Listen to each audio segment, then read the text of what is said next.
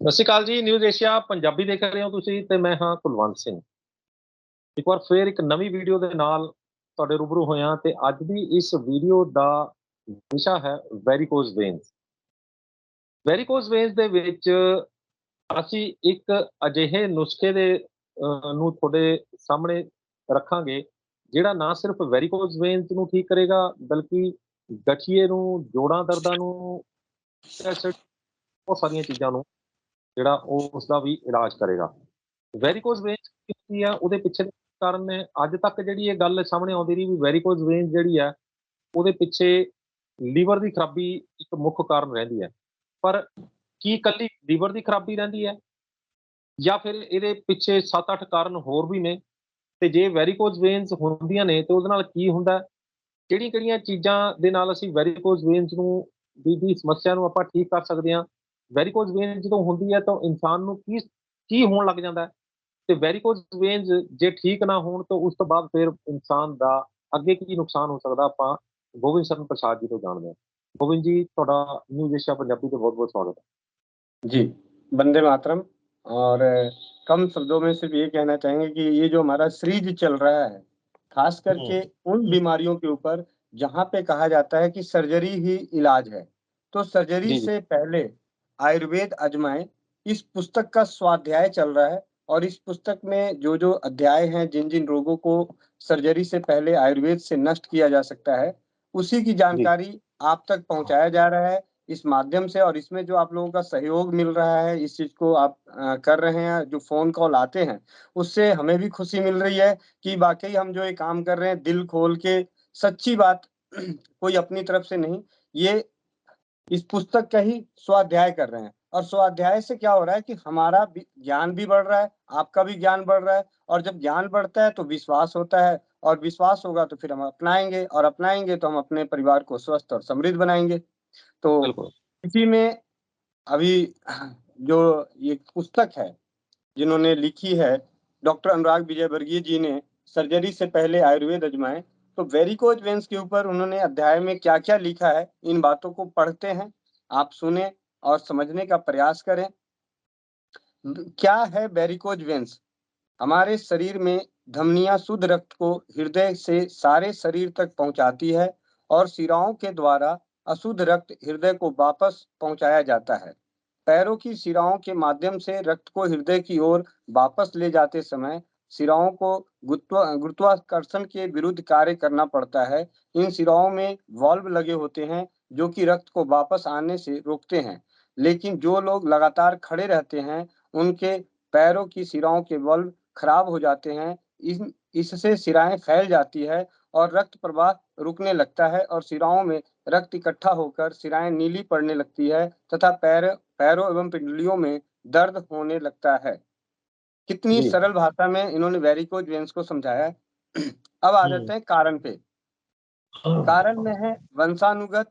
जिस वंश के लोग इस रोग से पीड़ित हो चुके होते हैं, उनमें यह रोग बहुधा अगली पीढ़ी में भी देखा गया है। 50 वर्ष की उम्र के बाद इस रोग के पैदा होने की संभावनाएं बढ़ जाती है। गर्भावस्था, इस अवस्था में यह रोग तेजी के साथ बढ़ने की प्रबल संभावनाएं रहती है। हार्मोनल असंतुलन भी इस रोग का प्रमुख कारण माना जाता है। गर्भ निरोधक गोलियां खाने वाली महिलाओं को यह रोग होने की संभावनाएं रहती है। विविध हृदय रोगों तथा यकृत के रोगों से पीड़ितों में भी यह शिकायत पाई जाती है। धूम्रपान रोग के प्रमुख कारणों में से एक है। एक ही मुद्रा में बैठे रहना या खड़े रहना, जैसे ट्रैफिक पुलिस वालों को बहुधा खड़े खड़े ही ड्यूटी करनी पड़ती है, बस कंडक्टर, सर्जन भी इस रोग से पीड़ित हो सकते हैं। मोटापा भी इसका एक कारण है। ऊंची एड़ी के फुटवियर पहनने वाली महिलाओं में रोग पैदा होने की बहुत अधिक संभावनाएं होती है। कमर पर पैजामा पैंट अधिक कसकर बांधने की आदत से भी रक्त प्रवाह बाधित होने से यह रोग पैदा होने लगता है। शरीर की क्षमता से अधिक वजन उठाने से भी रोग पैदा होते हैं, और विविध प्रकार के यकृत विकार से भी यह रोग के जनक हैं। मतलब जिस तरीके से भैया ने बताया कि लीवर भी है, तो इसमें लीवर भी है और हमारा हृदय रोग है, और कुछ हमारी अपने रहन सहन खान पान जो भी है। अब लक्षण, लक्षण क्या है, हम कैसे पहचानेंगे कि हमें वेरिकोज वेन्स है? पैरों की सिराओं में रक्त का फूलना, जिससे फूली हुई नीले रंग की दिखाई देने लगती है। लंबे समय खड़े रहने के उपरांत पिंडलियों में दर्द का अनुभव होना, पिंडलियों में भारीपन आना, पाँव में सूजन पैदा होना, खास तौर पे टंगनों पर सूजन आना। रोग जब बिगड़ने लगता है तो पैरों में घाव पैदा होने लगते हैं, जो बड़ी मुश्किल से ठीक हो पाते हैं। उपचार के रूप में क्या लिखते हैं? आहार चिकित्सा, आहार के द्वारा इसे ठीक किया जा सकता है। तो आहार चिकित्सा में लिखते हैं, आंवला, नींबू, संतरा, अमरूद इत्यादि विटामिन सी से प्रचुरता से खाद्य पदार्थों का अधिक सेवन करें। उल्लेखनीय है कि विटामिन सी रक्त संचार को सुचारू करता है। अपने आहार में ओट्स एवं बाजरे को शामिल करने से भी बहुत लाभ होता है। हरी सब्जियां एवं सलाद का अधिकाधिक मात्रा में सेवन करें। कच्चा लहसुन एवं कच्ची अदरक का सेवन कर अपने आहार में नियमित रूप से करने से भी रक्त प्रवाह सुधरने लगता है। कुछ दिनों तक पूर्णतः अन्न का परिहार करके केवल रसाहार पर रहें तो गेहूं एवं दालों का सेवन बिल्कुल कम कर दें। सुबह खाली पेट लहसुन की 2 कलियां छीलकर खाएं। ये भी लंबे समय तक एक ही स्थान पर खड़े अथवा बैठे नहीं रहें। विटामिन ई भी रोग को नियंत्रित करने में अति उपयोगी है, क्योंकि यह विटामिन सिराओं को असीम बल प्रदान करता है। अंकुरित गेहूं, चना, मूंग इत्यादि विटामिन ई के उत्तम स्रोत हैं। इसका मतलब हमें यहाँ जानने को मिला कि जो भी अंकुरित अनाज हैं, वो हमारे विटामिन ई के स्रोत हैं। बिल्कुल। नमक का प्रयोग कम से कम करें, क्योंकि नमक सूजन को बढ़ा देता है। चाय एवं कॉफी का प्रयोग कम मात्रा में करें या पूरी तरह बंद कर दें। गुड़ से बने आहार द्रव्य, तली चीजें, फास्ट फूड, पूरी पराठा, शराब, सिरका, इमली, आमचूर इत्यादि के सेवन से बचें। योग आसनों में सर्वांगासन एवं शीर्षासन का अभ्यास बहुत लाभप्रद है। अनुलोम विलोम का अभ्यास भी लाभप्रद है। सिराओं पर ठंडे पानी से सेक करें। दिन में 2-3 बार सेक करना लाभप्रद है। कुर्सी पर बैठते समय अधिक समय तक पैरों को लटका कर नहीं बैठें। पैरों को सामने दूसरे स्टूल या कुर्सी पर सीधा करके रखें। कुछ लोगों के पैरों में खून के थक्के बन जाते हैं, उन्हें मालिश करने से बचना चाहिए। अब ध्यान रहे ये भी बात कि जिनको भी थक्के बने हों तो मालिश ना करें। बहुत ज़्यादा चुस्त कपड़े भी नहीं पहनने चाहिए। इस रोग से पीड़ितों को गार्लिक कैप्सूल का सेवन कराने से रक्त के थक्के बनने की शिकायत कम होने लगती है। अर्जुन कैप्सूल 1-1 अथवा अर्जुन की छाल का चूर्ण भी 1 ग्राम की मात्रा में पानी के साथ अनुपान के साथ ही नियमित रूप से सेवन करने से भी अनेक रोगियों को लाभान्वित हुए हैं। इसी प्रकार एको औषधि के रूप में अश्वगंधा, शतावरी, ब्राह्मी से बने हुए कैप्सूल का सेवन करने से भी वायु दोष संतुलित होने लगता है। अर्जुन, अश्वगंधा, ब्राह्मी, शतावरी को बराबर मात्रा में लेकर बारीक चूर्ण बनाकर भी 1 से 3 ग्राम की मात्रा में नियमित रूप से पानी के अनुपान से सेवन करना अमृत के समान लाभ होता है। तो यहाँ पे हमें एक घरेलू उपचार मिल गया कि अर्जुन, अश्वगंधा, ब्राह्मी और शतावरी चारों बराबर मात्रा में मिला के सेवन करते हैं तो हमें वेरिकोज वेन्स की शिकायत दूर हो जाएगी। धूम्रपान करने से बचें, अपना वजन नियंत्रित करें। वजन को नियंत्रित करने के लिए अपने आहार में कैलोरी का सेवन कम कर दें तथा योग, आसन, प्राणायाम इत्यादि साधनों के द्वारा अपना वजन कम करने का प्रयास करें। वजन को कम करने के लिए लेखक के द्वारा लिखित एवं महामहिम राष्ट्रपति महोदय के कर कमलों से राष्ट्रीय पुरस्कार से पुरस्कृत पुस्तक जीवन शैली के रोग और आयुर्वेद का अध्ययन करें। यदि रोगी का वजन ज्यादा है तो दिन भर में प्रचुर मात्रा में पानी पीते रहें। पूरे दिन भर में कम से कम 3 लीटर पानी तो पीना ही चाहिए। एक ही मुद्रा में अधिक समय तक ना खड़े रहें और ना ही बैठे रहें। अपनी मुद्राएं बदलते रहें। विशेष डायबिटीज मधुमेह के रोगियों में यह रोग कभी भी गंभीर स्वरूप ले सकता है। इसलिए ऐसे रोगियों को विशेष सावधानियां रखनी चाहिए। इन रोगियों खून का थक्का बनने का खतरा सबसे ज्यादा रहता है। इस रोग से पीड़ितों को जॉगिंग से अवश्य बचना चाहिए। ज्यादा गर्म पानी में पैरों को सेकने से भी बचें, अन्यथा सिराओं के फटने का खतरा बना रहता है।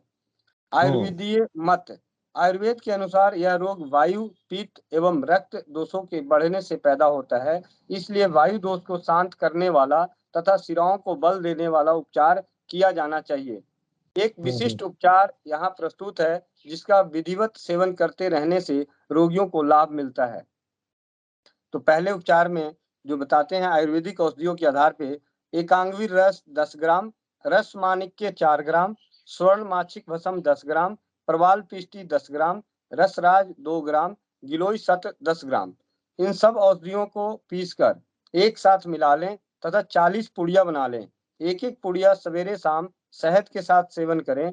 औषधि सेवन करने से पहले एवं बाद में आधे घंटे तक पेट को खाली रहने दें, अर्थात आहार ग्रहण नहीं करें। ऐसा करने से औषधि बेहतर ढंग से अपना कार्य करती है। इसी में आरोग्य वर्धनी बटी 2-2 गोलियां सवेरे शाम भोजन के बाद पानी के साथ, पुनर्नवा मंडूर की 2-2 गोलियां सवेरे शाम भोजन के बाद पानी के साथ, केशोर गुगुल की 2-2 गोलियां सवेरे शाम भोजन के बाद पानी के साथ। ये पहले उपचार में एक एक पुड़िया बनाना है और 3 तरह की दवाएं लेनी है, आरोग्य वर्धनी, पुनर्नवा और केशोर गुगुल। दूसरा उपचार लिखते हैं, एक स्वानुभूत प्रयोग और है, जिसके लिए हमें इस्तेमाल करनी है कहरवा पिष्टी 10 ग्राम, गिलोय सत्व 10 ग्राम, प्रवाल पंचामृत रस 20 ग्राम, मुक्ता पिष्टी 10 ग्राम, किशोर गुगुल 30 ग्राम, आरोग्य वर्धनी बटी 20 ग्राम, वृद्धि वादिका बटी 10 ग्राम, रस माणिक्य 4 ग्राम। इन समस्त औषधियों को बारीक पीसकर एक साथ मिलाकर 60 पुड़िया बनाकर रखें। एक एक पुड़िया सवेरे शाम खाली पेट शहद के साथ सेवन करें। पानी के अनुपान से भी यह औषधि सेवन की जा सकती है। लाभ होने तक नियमित रूप से सेवन करते रहें। मालिश हेतु महामास तेल से मालिश करना भी इस रोग में अति हितकारी माना गया है। तीसरा उपचार है एक और अचूक प्रयोग, जिसमें लिखते हैं केशोर गुगल 30 ग्राम, नित्यानंद रस 15 ग्राम, चंद्रप्रभा बटी 30 ग्राम, नागा अर्जुन रस 7.5 ग्राम। इन सब औषधियों को खरल में बारीक पीसकर अच्छी तरह से घुटाई कर लें। 90 पुड़िया बना लें। एक एक पुड़िया सवेरे, दोपहर, शाम भोजन के आधे घंटे बाद हल्के गर्म पानी के साथ सेवन करें। इसी उपचार के साथ दूसरे में प्रभावित हिस्सों पे नियमित रूप से पिंड तेल अथवा महाविसर्ग गर्भ तेल की मालिश भी की जानी चाहिए। भोजन के तत्काल बाद महामंजिष्ठादि काढ़ा 4 चम्मच बराबर पानी मिलाकर सेवन करें। सेब के सिरके की मालिश भी बहुत ही लाभप्रद है। सवेरे खाली पेट लहसुन की 2 कलियां छीलकर खा लें। अलसी के बने हुए कैप्सूल भी अमृत के समान लाभकारी हैं। चौथे प्रयोग में अद्भुत और सबसे सरल, क्योंकि इसमें जो है घर की चीजें हैं, किलौंजी 50 ग्राम, अजवाइन 50 ग्राम, अलसी 50 ग्राम, अर्जुन की छाल 50 ग्राम। इन सबको अलग अलग बारीक पीसकर किसी डिब्बे में एक साथ मिलाकर सुरक्षित रख लें। मात्रा 1 से 3 ग्राम की मात्रा में सवेरे शाम नाश्ते एवं डिनर के आधे घंटे बाद, अनुपान जो है पानी से। केस स्टडी भी इसमें दिया हुआ है कि एक रोगी जो मेरे पास क्षेत्रीय आयुर्वेदिक अस्पताल शिमला में आता था तथा उसके जिसे वेरिकोज वेन्स के साथ साथ उच्च रक्तचाप की बीमारी भी थी, मैंने उनसे यह औषधियां सेवन कराई, जिसके फलस्वरूप वह रोगी कुछ ही हफ्तों में चमत्कारी ढंग से इस रोग से मुक्त हो गया। उस रोगी को मेरे द्वारा दी गई औषध व्यवस्था इस प्रकार थी: गौमूत्र अर्क 20 मिलीलीटर की मात्रा में बराबर मात्रा में पानी मिलाकर सवेरे खाली पेट। इसके बाद लगभग 1 घंटे तक कुछ खाना पीना नहीं है, ताकि औषधि सुचारू रूप से अपना प्रभाव दिखला सके। एप्पल साइलाइडर विनेगर 2 चम्मच चाय भर मात्रा में 1 कप हल्के गर्म पानी में मिलाकर तथा 1 चम्मच भर शहद मिलाकर दिन में 4 से 5 बार पीने का परामर्श दिया गया। पुनर्नवा मंडूर की 2-2 गोलियां सवेरे शाम, आरोग्य वर्धनी बटी की 2-2 गोलियां सवेरे शाम, किशोर गुगल की 2-2 गोलियां सवेरे शाम, अनुपान पानी के साथ। तो इस तरीके से उन्होंने एक केस स्टडी की भी बात करी है कि जिनमें इन औषधियों को सेवन करके वो ठीक हुआ। साथ में लिखते हैं varicose veins, DVT, heart blockage में पथ्य अपथ्य, मतलब इन बीमारियों में हमें क्या खाना है, क्या नहीं खाना है, सेवन नहीं करें, सेवन करें, गलती से यहाँ पे गलत टाइप हुआ है, क्योंकि सेवन नहीं करें 2 जगह। सेवन करें अखरोट, खजूर, विटामिन बी, विटामिन सी, सेंधा नमक, संतरा, अमरूद, अलसी, टमाटर, केला, लहसुन, अदरक, प्याज, लौकी, टिंडा, तोरी, करेला, परवल, मूंग दाल, जौ, ओट्स, घी, शहद, हल्का व्यायाम, विटामिन ई के लिए अंकुरित मूंग, चना, गेहूं, लो सॉल्ट डाइट और महामंजिष्ठादि रिष्ट। सेवन जो नहीं करना है उसमें है चाय, कॉफी, तला भुना, मैदा, फास्ट फूड, दूध, दही, तिल, गुड़, समुद्री नमक, मांस, सिरका, शराब, कुल्थी, तिल, उड़द, मसूर, लस्सी, लाल मिर्च, बेर, आम, कचनार, ककड़ी, करेला, केला और मालिश नीचे से ऊपर की ओर करनी है। विटामिन ई के एक कैप्सूल को काटकर तेल निकालें और उसके साथ सहचरादी तेल या जैतून का तेल से मालिश करें और नीचे से ऊपर की ओर मालिश करें। प्राणायाम में अनुलोम विलोम सवेरे शाम कम से कम 10-10 मिनट, कपालभाति, आसन में सर्वांगासन, शीर्षासन, अन्यान आसन, ताड़ासन, वीरासन, उत्तान पदासन, भिकासन, अर्धशलभासन, विपरीत करनी, प्रत्यासन, हलासन, सूर्य नमस्कार। अब मुद्राओं में वायु मुद्रा 20-20 मिनट सवेरे शाम और औषधियों के अलावा प्रतिदिन एवं सायंकाल में 10-10 मिनट तक अनुलोम विलोम तथा वायु मुद्रा का अभ्यास करने का परामर्श दिया गया। विशेष में लिखते हैं, अपनी जीवन शैली में उचित बदलाव अवश्य करें, समय पर खाए पिए, फास्ट फूड के सेवन से बचें। इस रोग से पीड़ितों को बुजुर्गों की इस कहावत को हमेशा ध्यान रखना चाहिए, खाए पिए समय पर और समय पर सोए, जीवन में संयम करे, रुगन काहे को होए। ये कहावत है कि खाए पिए समय पे और समय पर सोए, जीवन में संयम करे, रुगन काहे को होए। और इसी कहावत के विपरीत में हमारी आज जीवन शैली है। ये था हमारा स्वाध्याय। सर्जरी से पहले आयुर्वेद आजमाएं, वेरिकोज वेन्स के ऊपर लिखे अध्याय को हमने पढ़ा और इसमें इस पढ़ने के दौरान भी मेरा तो खुद का भी अपना और विश्वास और ज्ञान बढ़ा कि कोई भाई बंधु हैं जो दवाइयां नहीं, मैं एक आयुर्वेदिक डॉक्टर नहीं हूं तो मैं किसी को दवाइयां नहीं बता सकता ना लिख सकता हूं, लेकिन एक आयुर्वेद के प्रति प्रचार कर सकता हूं और हम प्रचार ही कर रहे हैं। लेकिन जो घर की चीजें हैं, जैसे सिंपल सी चीजें अभी हमें कम शब्दों में जानने को मिला कि जिन्हें भी वेरिकोज वेन्स हैं उन्हें ज्यादातर खड़े नहीं रहना है, बैठे भी रहना है तो अपने पैरों को थोड़ा ऊंचा करके रखें। मालिश हमेशा जो मसाज करते हैं, मालिश करते हैं, नीचे से ऊपर की ओर करें। और हर रोग की परहेज में एक ही परहेज है, जो भी रोग है या जीवन में स्वस्थ रहने के लिए जो सबसे बड़ा परहेज है, जंक फूड। जंक फूड जो ये अभी तक हमने जितने भी अध्याय, हर जगह यही है, हमें ज्यादा से ज्यादा अपनी परंपरागत भोजन शैलियों को अपनाना है। और इसमें जिस तरीके से रसोई घर के बारे में लिखा कि अजवाइन, किलौंजी, अलसी और इसमें अर्जुन की छाल मिला के सेवन करें, तो बाकी आप करें, आप आपकी जो आयुर्वेदिक दवाइयां हैं उसके लिए आप अपने आयुर्वेदिक चिकित्सक से मिल सकते हैं या जो भी है, लेकिन जो घर की चीजें हैं ये हम बिना किसी की राय सलाह के भी कर सकते हैं, क्योंकि ये घर की चीजें। अब उदाहरण के तौर पे अगर यहाँ कहा जाए कि 200 ग्राम ये सारी चीजें हैं और इनमें से 1 से 3 ग्राम लेने की बात कही गई है, यानी आधा चम्मच। अगर आधे चम्मच में किलौंजी, अजवाइन, अलसी आएगा कितना। और भाई अगर नहीं भी फायदा, मतलब उदाहरण के तौर पे अगर किसी को कोई फायदा नहीं होता है तो आपको अजवाइन, तिलसी, अलसी खाने से, आधे चम्मच खाने से नुकसान क्या हो जाएगा। इसलिए आप सभी से यही विनती है कि अपने रसोई घर की शक्ति को पहचानें और रसोई घर के उपचारों को अपनाएं और जीवन में सर्जरी से पहले अन्य जो पैथी हैं उनको जरूर आजमाएं, उनमें जाकर अपना इलाज कराएं, आजमाएं। उनको आजमाना का मतलब इलाज करना है। जिस तरीके से एक भाई और बेटे होने के नाते मैं बता सकता हूं कि हम जिस शिद्दत से एलोपैथी की दवाइयों को लंबे समय तक दे देते हैं, 20-20 साल, 25-25 साल तक लोग डायबिटीज की, हार्ट की, बीपी की गोलियां खाते हैं, लेकिन आयुर्वेदिक, घरेलू और दूसरी पैथियों में 1-2 महीने के बाद ही दम तोड़ देते हैं, कहते हैं यहाँ कुछ नहीं होता। बिल्कुल गोविंद भाई, आपने बिल्कुल सही कहा कि जो इलाज आयुर्वेद में बताए गए हैं वो, क्योंकि आयुर्वेद के अगर सर्जरी के अगर जनक भी हैं तो वो सुश्रुत ऋषि जो थे वो सर्जरी के जनक थे। तो ये भी आयुर्वेद की ही एक उपलब्धि थी कि सर्जरी जो करना। तो ये बाकी की जो मॉडर्न मेडिकल साइंस है उसने तो अभी जो है उसको सर्जरी को अपनाया है, लेकिन सुश्रुत ऋषि जो थे उन्होंने बहुत साल पहले, सैकड़ों साल पहले जो है वो सर्जरी का आविष्कार कर दिया था।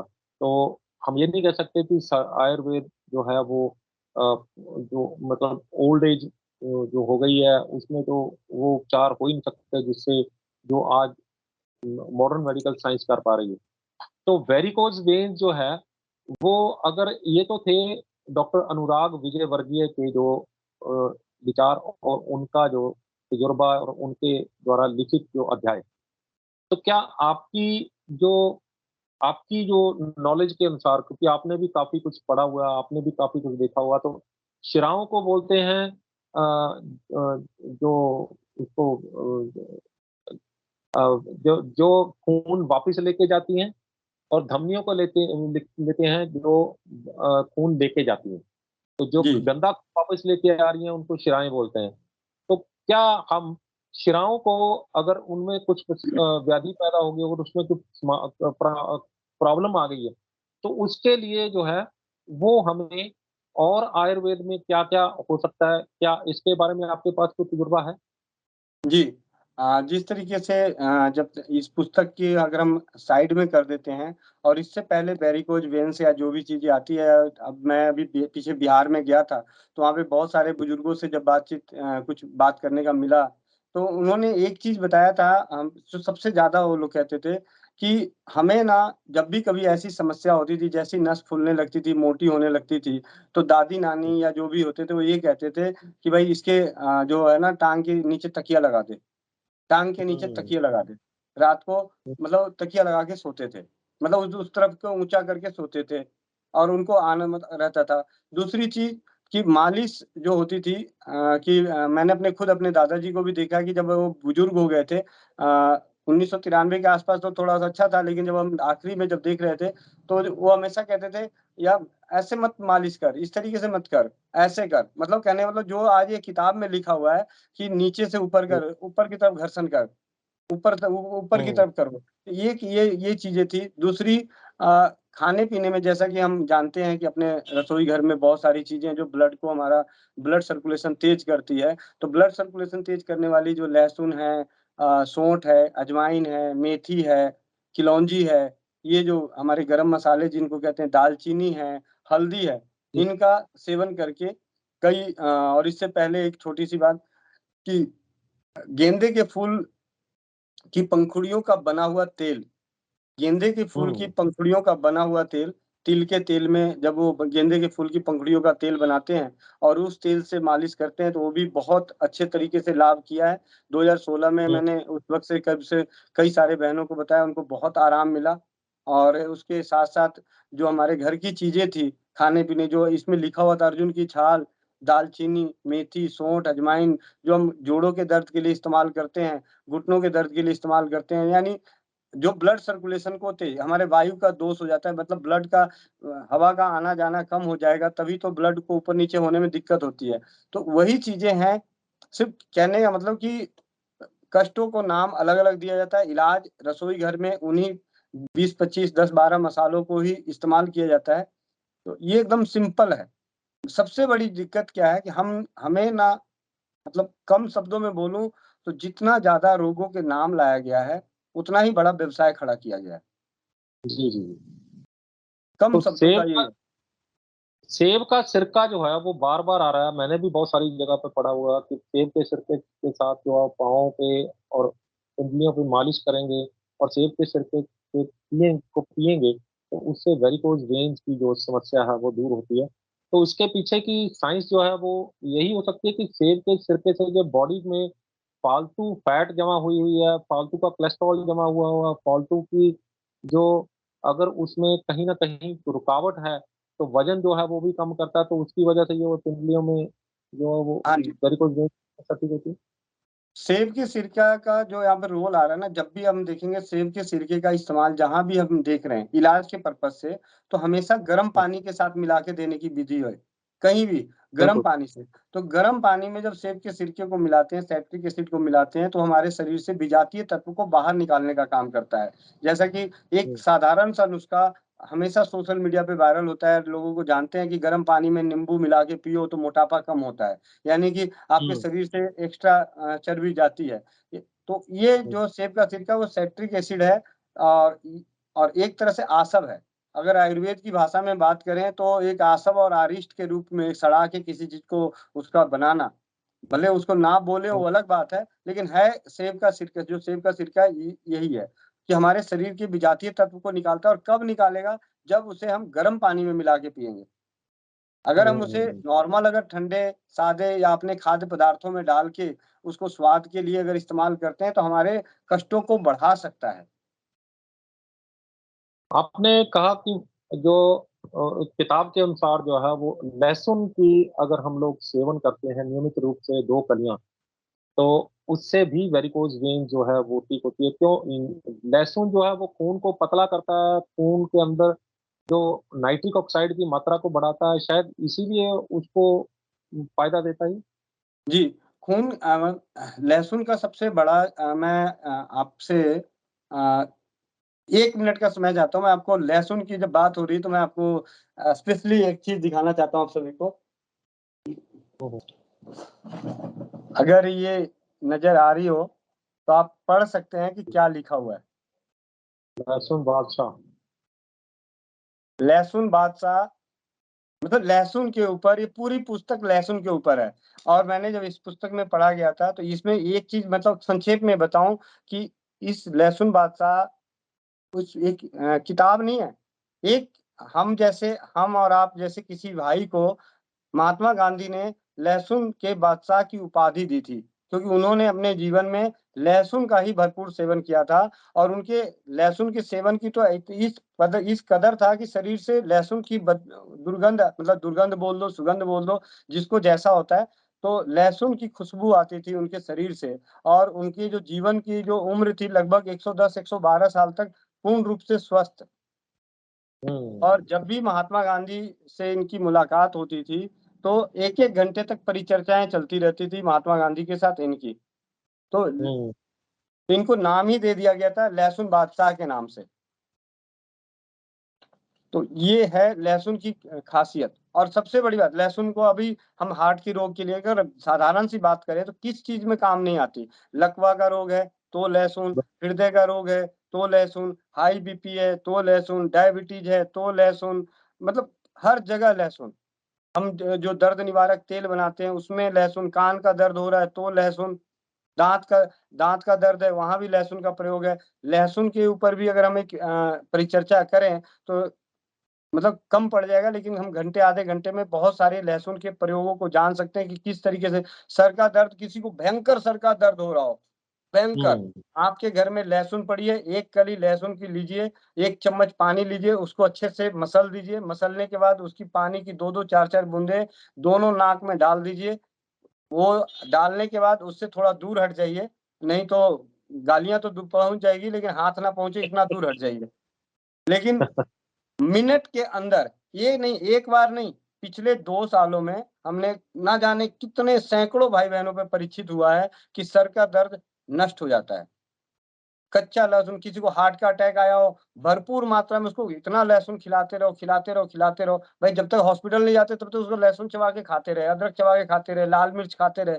मतलब ये वो चीज़ें हैं जो हमारे, जैसे हम कभी कोई तीखा खाते हैं तो कैसे झन-झन, झन-झन पूरा हो जाता है, सारी नसें खुल जाती है। तो वो भी तो नसें ही तो खोलनी है। बस फ़र्क ये हम्म, है कि आपातकालीन परिस्थिति में आप मात्रा अनियमित भी कर सकते हैं, लेकिन उपचार के रूप में मात्रा का ध्यान रखें, क्योंकि किसी भी चीज़ की जब अति होती है, तो उसके दुष्प्रभाव भी होते हैं। लेकिन एक बिल्कुल। संयम मात्रा में लंबे समय तक लेने से ये बहुत ही अद्भुत, हर चीज़ अद्भुत है, अपने आस-पास में उपलब्ध। मैं अभी यहीं पे एक और बात बताना चाहूँगा। आज मेरे पास व्हाट्सएप पे मैसेज आया, मैं पढ़ के सुना देता हूँ। ये अभी यहाँ पे अ, अर्चना अर्चना गोयल, अर्चना अर्चना और अर्चना गोयल जी, ये अच्छा, ये मोबाइल वाले व्हाट्सएप पे, कंप्यूटर पे नहीं दिखाई दे रहा है। इनकी माताजी थी 88 साल की, उनको बहुत ही ज़्यादा भयंकर दर्द हो रहा था, बहुत ज़्यादा बिल्कुल। भयंकर दर्द। तो मैंने लहसुन का ही प्रयोग, मतलब ये जो चीज़ें होती है घरेलू में, वो चीज़ें मैंने उनको बताई। तो फ़ोन आया कि हम लहसुन, प्याज़ नहीं खाते, वर्जित है। तो आप हम्म, विश्वास नहीं करिएगा, मतलब अपने घर की दालचीनी छोटी इलायची, लौंग, इसका पानी पीने से पहले दिन में आधा, मतलब पहले दिन में 25%, दूसरे दिन में आधा, तीसरे तीसरे दिन में खत्म, पता ही नहीं चला।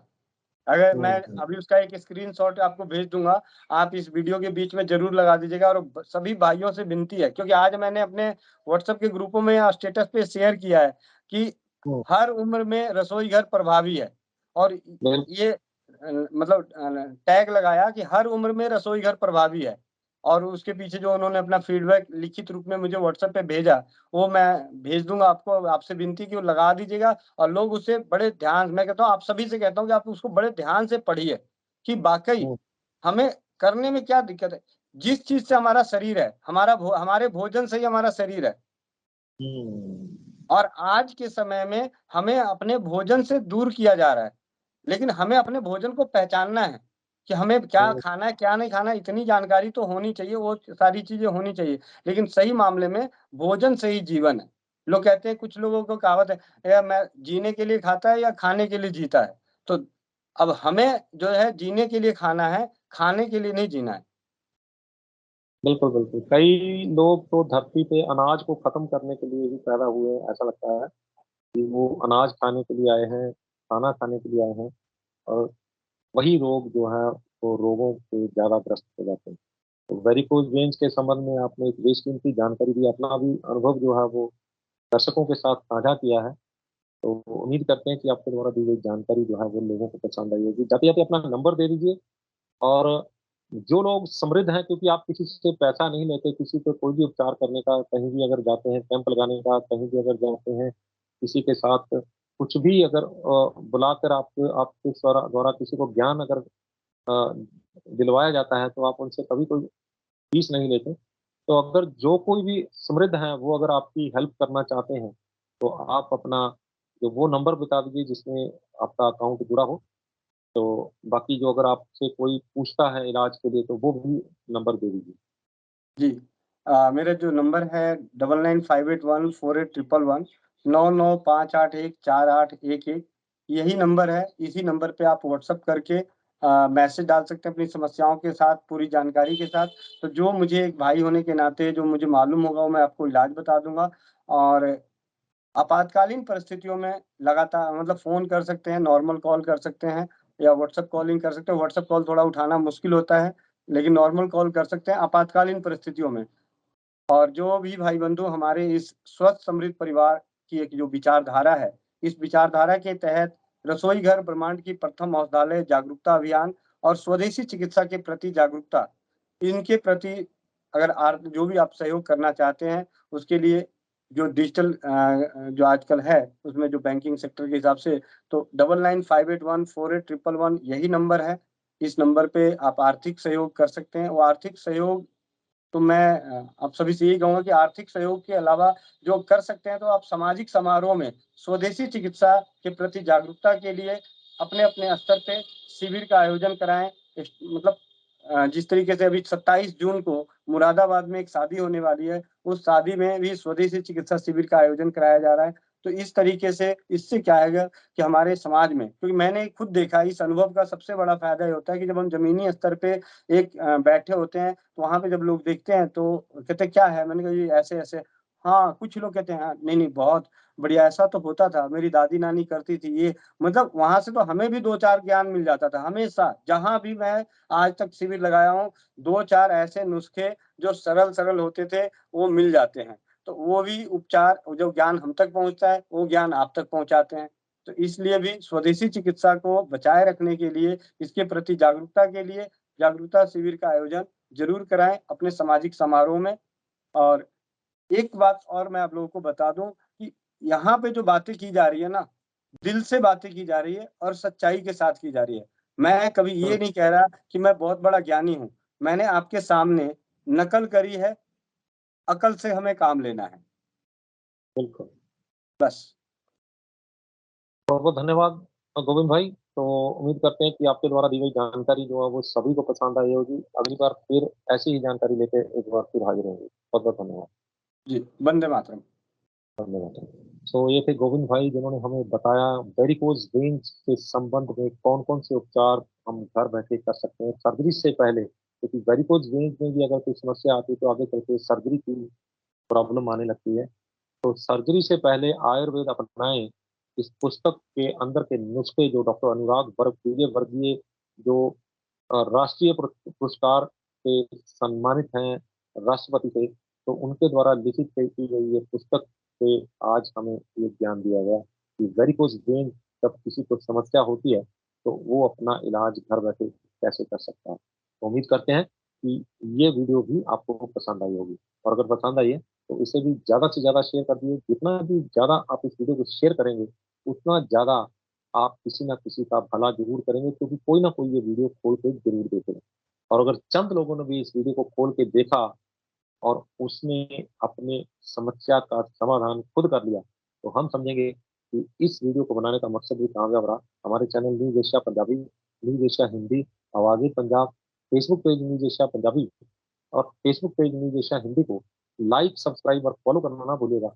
अगली बार फिर हाजिर होंगे एक नए मुद्दे, एक नए मेहमान के साथ। तब तक मुझे जो इजाजत है। धन्यवाद।